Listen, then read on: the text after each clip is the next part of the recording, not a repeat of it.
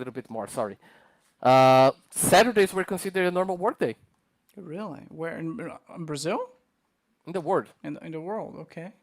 Yeah, of course there will be exceptions, but the one who introduced Saturday as a break day was Henry Ford, Really, of and he, all people, Henry yeah, Ford.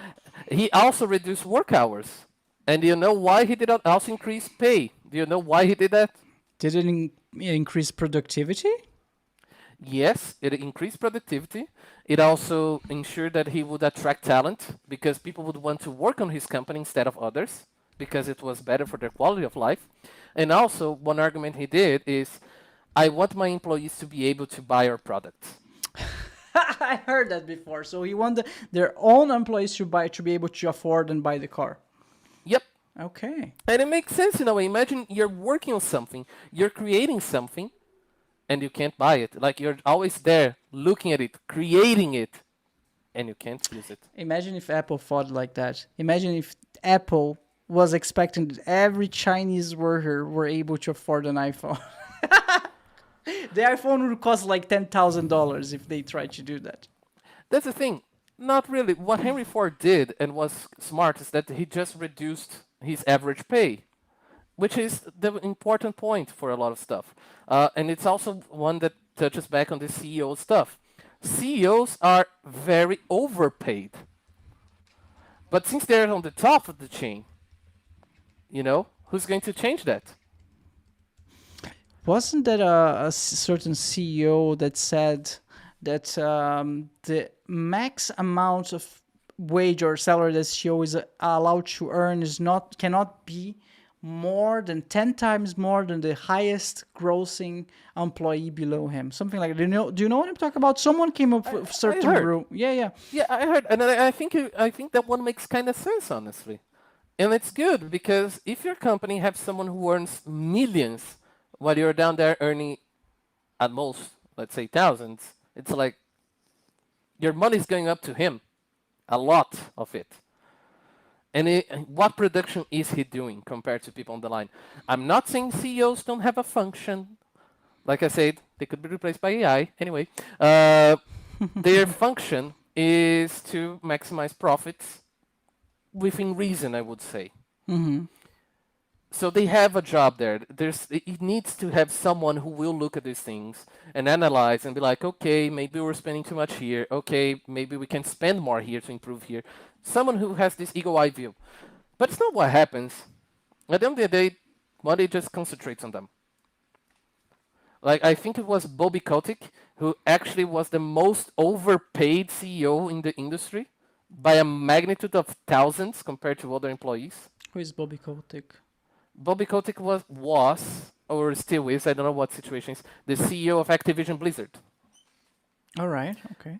And one of the terms for the sale, I believe, of Activision Blizzard was that he would step down eventually. Yeah, retired basically, right? Yeah, let's say yes. But Bobby Kotick earned millions, like millions, millions, millions on the regular. It doesn't compare to what people earn. So that's the thing. I believe money is concentrating. When you make a game, people say, oh, you have to buy games to support developers. Most of the time, you're not supporting developers unless it's indie, like it's a smaller company. Likely that's going to the developers. But if someone bigger, a lot of it's just concentrating up top. It very rarely goes down. Company Yeah. profits go up, salaries don't. So what you can do if you want to support the actual developers? What are our options as players? I'd never liked that, if I'm going to be honest. I think it's a wrong thing to pass the responsibility to consumers because the average consumer doesn't know everything and he can't know everything. Like it's something I'm gonna go on a tangent here. I'm sorry, but Go just ahead, to man. illustrate my That's point. fine. Uh, I hate Nestle. I don't know if you have seen everything Nestle does. Nestle is almost evil movie genius company. They are literally killing What the babies. fuck? That's the level of bad. It's the baby formula drama, but they basically addicted mothers in Africa with their baby formula, and when you do that, they stop producing their milk, the breast milk. So they couldn't afford the formula after a while, and they couldn't feed the babies. So babies What the died. fuck? They're killing babies. So What? They're drugging moms in Africa with their product to make them addicted to the thing? yeah, that was one of the things they did. That's just one. Because Nestle also owns almost all bottled water in the world. And it's not uncommon for them to also go and dry up wells in places and then sell the water back to people in their communities. So it's like they're also stealing water from communities and selling back to them. That's also another thing they does. Slave labor on their chocolate production, also very common. Also includes, of course, infant labor, with the CEO even getting caught saying that water shouldn't be a human right, which is like, come on, man. There's so many things they're doing awful. But why I'm saying Nestle? Because let's say you don't buy Nestle, okay? You decide, I'm never buying a Nestle product ever again. You won't be able to practically. Because Nestle owns a fuck ton of companies, of subsidiaries who are doing that. How are you going to notice every single one of them and stopping buying every single of these products on a daily basis? Yeah, I just opened. It's not something humans can do. No, we cannot. I just opened this picture of all the companies that Nestle own. Like it's a shit ton of companies, and Right there on the left, yeah. yeah. I'm trying. Yeah, there's a lot of them, and apparently Nestle is just one of those gigantic companies who owns hundreds below them. So there's Nestle, there's PepsiCo, there's Coca-Cola, Unilever. What is this? Danone, Kellogg's, and like that's just the one company who owns several other ones. Yeah. And that's not even listing out their water. Like I said, they own 90% of the bottled water industry. Isn't that a monopoly? Yep. So is it that's illegal? Isn't it? Nestle Oh, monopoly. wow. It's illegal. What are we going to do about it? maybe maybe we should ask a politician to do something about it. Oh, no, wait, because they have money and they lobby them. Oh, no. Fuck. Okay. So that's what I'm saying. It's not something. I hate when we go, oh, consumers do something. It's not humanly possible in the industry, in the structure we have right now. It takes a lot of mental effort and time to do this research, to check everything and stop. So what I would say, the minimum, if you want to do something, is as a consumer, is do support people that you care, like small companies, and in this, do give them a hand. Bigger companies, that's up to you, man. I know it's not going to be easy, and the average consumer won't research it. And that's fine in a way. I can't stop you, and I understand why. I would say this relies more on game developers, actually. And as much as it pains me to say that, because I know the history of them, I would say unionizing is the only way to go. It has reached that bad point. Like, it's not easy. You can't negotiate by yourself. And that also touches on the other topic that we wanted to discuss, which was Stop Killing Games. Well, before we go Which into is- that, okay, yeah. unionizing is a death sentence as a game developer. If you unionize, you're basically telling the whole industry that you're a problem maker and no one should Yep. hire you. So That's the thing I also think. I know that, but there's also power in numbers.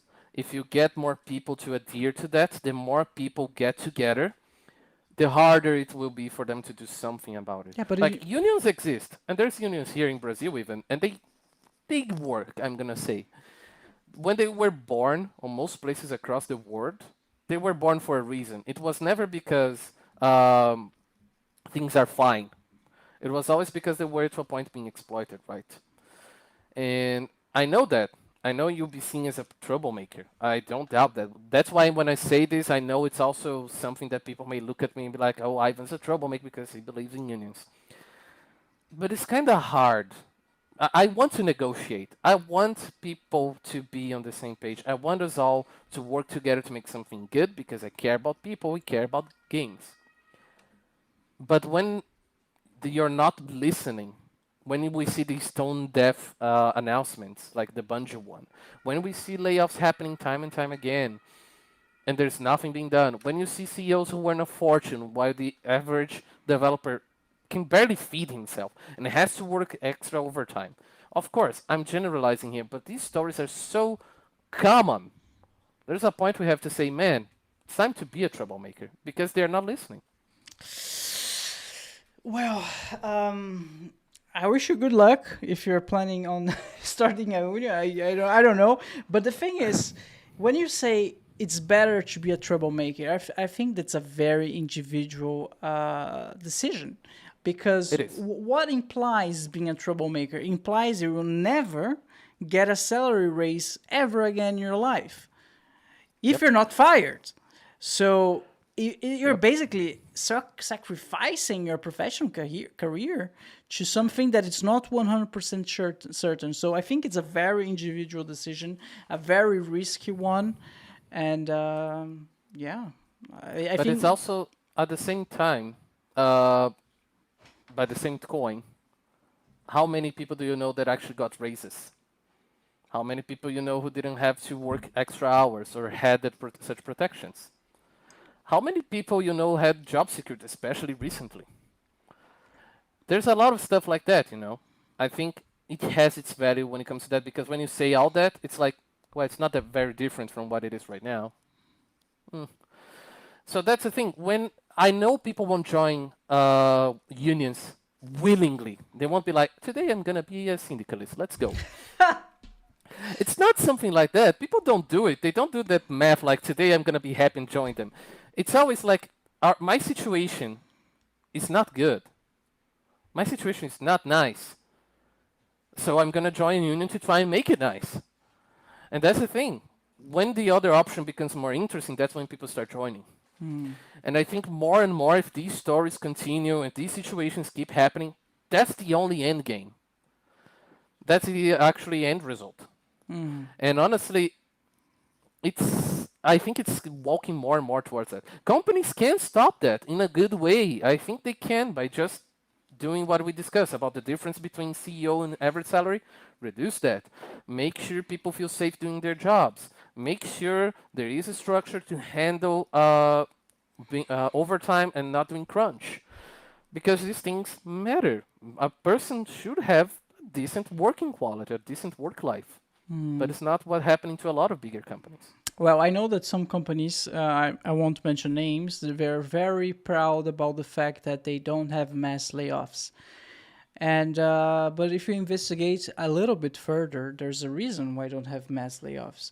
It's because their business strategy is basically let's hire as many juniors and students as we can, pay them as shitty as we can, because at the end of the day, there's just drones and people to be exploited.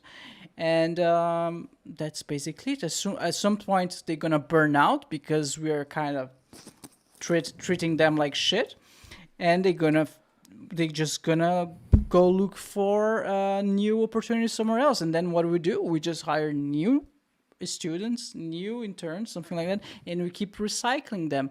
There you go. We don't have mass layoffs, but we also don't have any employee retention. So Yep. Which is also not good for any company structure. no, it's You not. need the retention because people need to develop and understand how things work. The more they understand and work and know how things work, the smoother everything goes. Yeah, but for they, everyone. but they keep the retention at higher levels, high level, not lower levels, because the lower levels